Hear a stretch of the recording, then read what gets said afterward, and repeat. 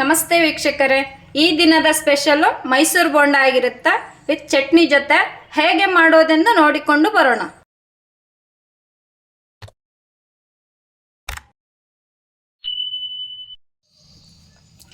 ಇವತ್ತು ನಾನು ಮೈಸೂರು ಬೋಂಡ ಮಾಡಬೇಕು ಅನ್ಕೊಂಡಿದ್ದೀನಿ.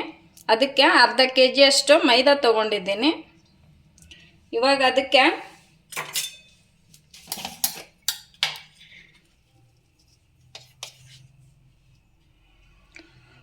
ಉಪ್ಪು ಹಾಕೊತಿದ್ದೀನಿ, ಒಂದು ಅರ್ಧ ಸ್ಪೂನು. ಅಡಿಗೆ ಸೋಡಾ 1 ಟೀ ಸ್ಪೂನ್ ಇದೆ.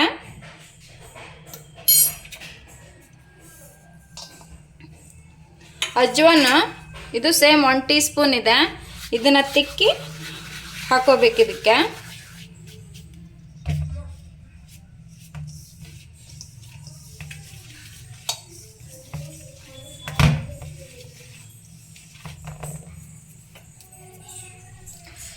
ನಾವು 1 kg ಮೈದಾ ತೊಗೊಂಡ್ರೆ 1 kgನೇ ಮೊಸರು ತೊಗೋಬೇಕಾಗುತ್ತಾ. ಎರಡು ಈಕ್ವಲ್ ಕ್ವಾಂಟಿಟಿ ತೊಗೋಬೇಕು. ನಾನಿಲ್ಲಿ ಅರ್ಧ kg ಮೈದಾ ಹಿಟ್ಟು ತೊಗೊಂಡಿದ್ದೀನಿ. ಅದಕ್ಕೆ ಅರ್ಧ ಲೀಟ್ರಷ್ಟು ಮೊಸರು ತೊಗೊಂಡಿದ್ದೀನಿ.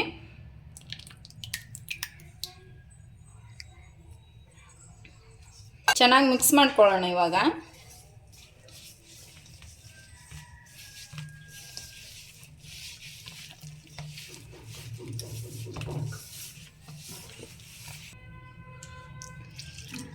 ಸ್ವಲ್ಪ ಸ್ವಲ್ಪನೇ ನೀರು ಹಾಕ್ಕೊಂಡು ಕಲಿಸ್ಕೋಬೇಕು. ಇದು ಯಾವ ರೀತಿ ಆಗಬೇಕಂದ್ರೆ, ನಾವು ಬೋಂಡ ಬಿಡ್ತೀವಲ್ಲ ವಡ, ಆ ಟೈಪ್ ಆಗಬೇಕಿದು ಹಿಟ್ಟು.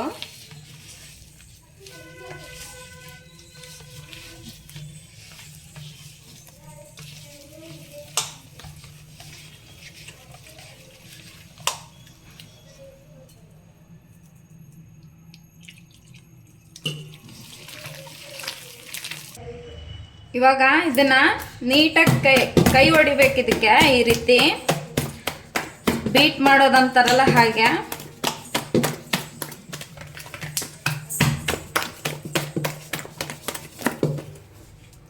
ಹಿಟ್ಟು ಸ್ವಲ್ಪ ಫ್ಲಫಿಯಾಗಿ ಬರ್ಲಿಕ್ಕೋಸ್ಕರ ಈ ರೀತಿ ಮಾಡ್ಕೊಳ್ಳೋದು.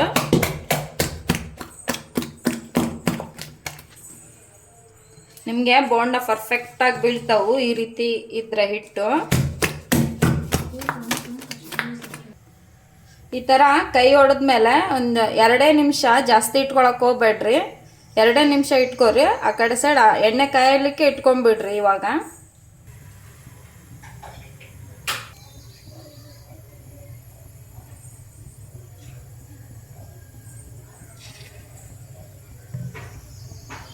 ನಾವು ಹಾಕಿದ ತಕ್ಷಣ ಸ್ವಲ್ಪ ಹೊತ್ತಿಗೆ ಮೇಲೆ ಬರಬೇಕದು. ಆವಾಗ ಚೆನ್ನಾಗಿ ಕಾಯ್ದೈತಿ ಅಂತ ಅರ್ಥ. ಎಣ್ಣೆ ಪಕ್ಕಕ್ಕೆ ಒಂದು ಪಾತ್ರೆಯಲ್ಲಿ ನೀರು ತುಂಬಿಟ್ಕೊರಿ. ಕೈ ಈ ರೀತಿ ಒದ್ದೆ ಆಗಿರಲಿ. ಇವಾಗ ಹಿಟ್ಟನ್ನ ನಾವು ಈ ರೀತಿ ತಗೋಬೇಕು. ಈ ರೀತಿ ತಗೊಂಡಾಗ ನೀಟಾಗಿ ಬರ್ತಾವೆ.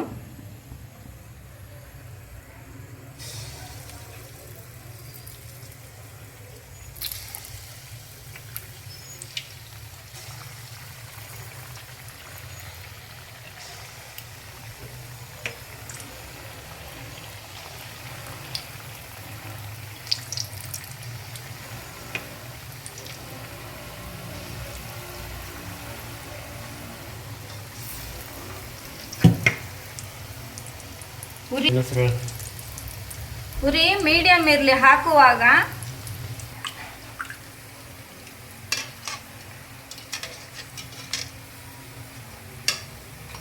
ಇಷ್ಟು ಹಾಫ್ ಬಾಯ್ಲ್ಡ್ ಆದ್ಮೇಲೆ ಈ ರೀತಿ ಆದ್ಮೇಲೆ ಸ್ವಲ್ಪ ತೆಗೆದು ಪಕ್ಕಕ್ಕೆ ಇಟ್ಕೊಳ್ಳೋಣ. ಇವಾಗ ಆಮೇಲೆ ಮತ್ತೆ ಹಾಕ್ಬೇಕು ಅದನ್ನ ಎಣ್ಣೆಗೆ.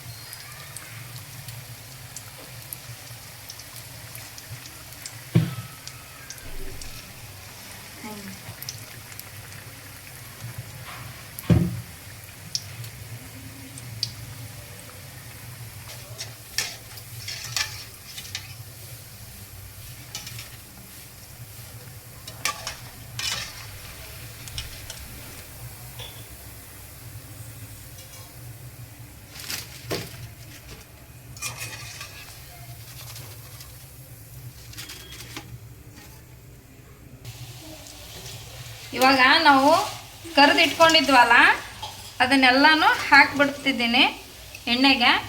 ಇವಾಗ ಉರಿ ಜೋರು ಇಟ್ಕೊರಿ. ಜಾಸ್ತಿ ಅದು ನಾನು ಹಾಕಿದ್ದು, ನೀವು ಇಷ್ಟೆಲ್ಲ ಹಾಕ್ಬೇಡ್ರಿ.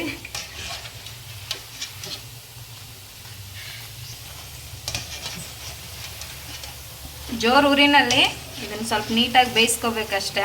Colour ಬರುತ್ತಾನ, already ಬೆಂದಿರುತ್ತಿದ್ದು. ಈ ರೀತಿ ಕಲರ್ ಬರಬೇಕು ನಮಗೆ.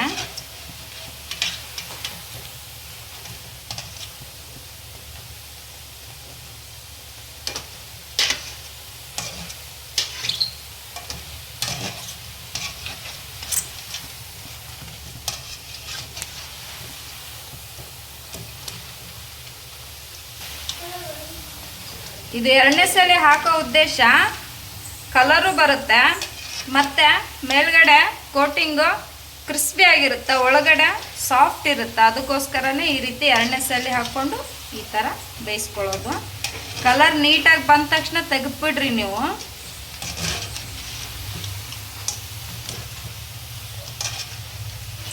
ಈ ರೀತಿ ಕಲರ್ ಬರಲಿಕ್ಕೆ ನನಗೆ 1 ನಿಮಿಷ ತಗೊಂತು.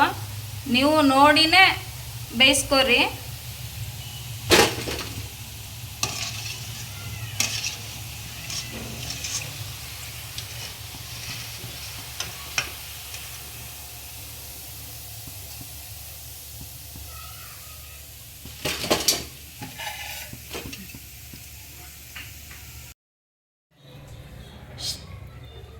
ಶೇಂಗಾನ ಈ ರೀತಿ ಹುರಿದು ತೆಗೆದಿದ್ದೀನಿ. ಇವಾಗ ಚಟ್ನಿ ಮಾಡ್ತಿದ್ದೀನಿ. ಅದಕ್ಕೋಸ್ಕರ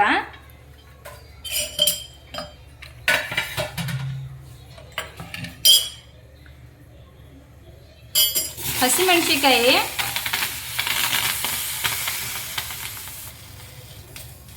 ಶುಂಠಿ ಬೆಳ್ಳುಳ್ಳಿ ಶುಂಠಿ ಇದು 1 ಇಂಚಷ್ಟು ತೊಗೊಂಡಿದ್ದೀನಿ. ಬೆಳ್ಳುಳ್ಳಿ 1 ಗೆಡ್ಡೆ ಇದೆ.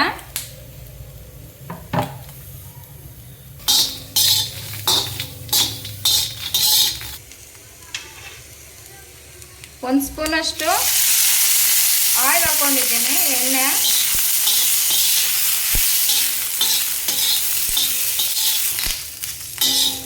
ಇವಾಗ ಕೊತ್ತಂಬರಿ ಇದಕ್ಕೆ ಹಾಕ್ಕೊತಿದ್ದೀನಿ. ಇವಾಗ ಸ್ಟವ್ ಆಫ್ ಮಾಡ್ಕೊಂಬಿಡ್ರಿ.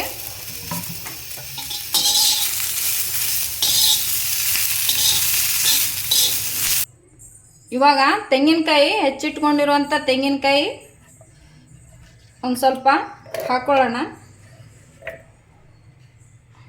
ಸಣ್ಣ ಬಟ್ಲಲ್ಲಿ 1 ಬಟ್ಲಿದೆ ತೆಂಗಿನಕಾಯಿ.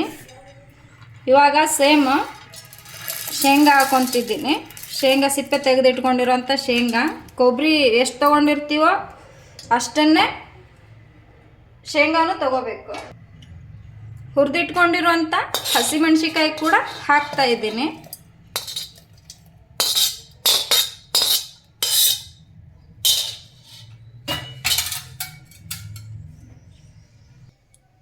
ಪುಟಾಣಿ ಹುರಿಗಡಲೆ ಅಂತೀವಿ, ಅದನ್ನು ಒಂದಿಷ್ಟೇ ನಾ ತೋರಿಸಿದ್ದೀನಲ್ಲ ಅದೇ ರೀತಿನೇ ಹಾಕ್ರಿ.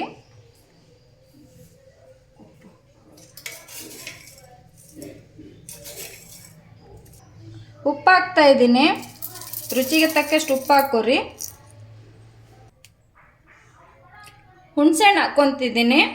ನೀವು ಮೆಣಸಿನ್ಕಾಯಿ ಖಾರ ಇದ್ದರೆ ಸ್ವಲ್ಪ ಜಾಸ್ತಿ ಹಾಕೋರಿ. ನಾನು ಸಣ್ಣದ ಲಿಂಬೆ ಹಣ್ಣಿನ ಗಾತ್ರದಷ್ಟು ಹಾಕ್ಕೊಂಡಿದ್ದೀನಿ. ಲಿಂಬೆ ಹಣ್ಣಲ್ಲ, ನೆಲ್ಲಿಕಾಯಿ ಗಾತ್ರದಷ್ಟು ಹಾಕ್ಕೊಂಡಿದ್ದೀನಿ. ಮಿಕ್ಸಿ ಮಾಡ್ಕೊಂಡು ಬರೋಣ. ನಾನು 1 ಲೋಟದಷ್ಟು ನೀರು ಹಾಕ್ಕೊಂಡಿದ್ದೀನಿ, 3/4 ಲೋಟ. ನಿಮ್ಗೆ ಯಾವ ರೀತಿ ಚಟ್ನಿ ಹದ ಬೇಕೋ ಅಷ್ಟು ನೀರು ಹಾಕೋರಿ. ಈ ರೀತಿ ಆಗಿರ್ಬೇಕು ಚಟ್ನಿ. ಸ್ವಲ್ಪ ನೀರಂದ್ರೆ ಅಷ್ಟಲ್ಲ, ಈ ಥರ ಇರಬೇಕು ಈ ಬೋಂಡಾಗೆ ಚಟ್ನಿ. ನಾನು ಚಟ್ನಿಗೇನು ಒಗ್ಗರಣೆ ಕೊಟ್ಕೊಂಡಿಲ್ಲ, ಹಂಗೆ ಹಾಕ್ಕೊತಿದ್ದೀನಿ. ಭಾಳ ಚೆನ್ನಾಗಿರುತ್ತಿದ್ದು. ಹೊರಗಡೆ ಆದ್ರೆ ಪ್ಲೇಟಿಗೆ 4 ಕೊಡ್ತಾರೆ, ಸಾಕಾಗೋದಿಲ್ಲ. ಮನೇಲಿ ಮಾಡಿದಾಗ ಅದ್ರ ರುಚಿನೇ ಬೇರೆ, ನಮಗೂ ಖುಷಿ ಇರುತ್ತೆ. ಈ ರೀತಿ ಸಾಫ್ಟಾಗಿರುತ್ತೆ ನೋಡ್ರಿ. ಇದು ಮೇಲೆ ಕ್ರಂಚಿಯಾಗಿರುತ್ತೆ, ಒಳಗಡೆ ಸಾಫ್ಟಾಗಿರುತ್ತೆ. ಈಗ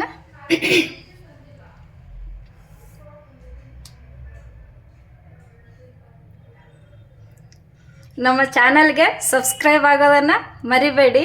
ಧನ್ಯವಾದಗಳು.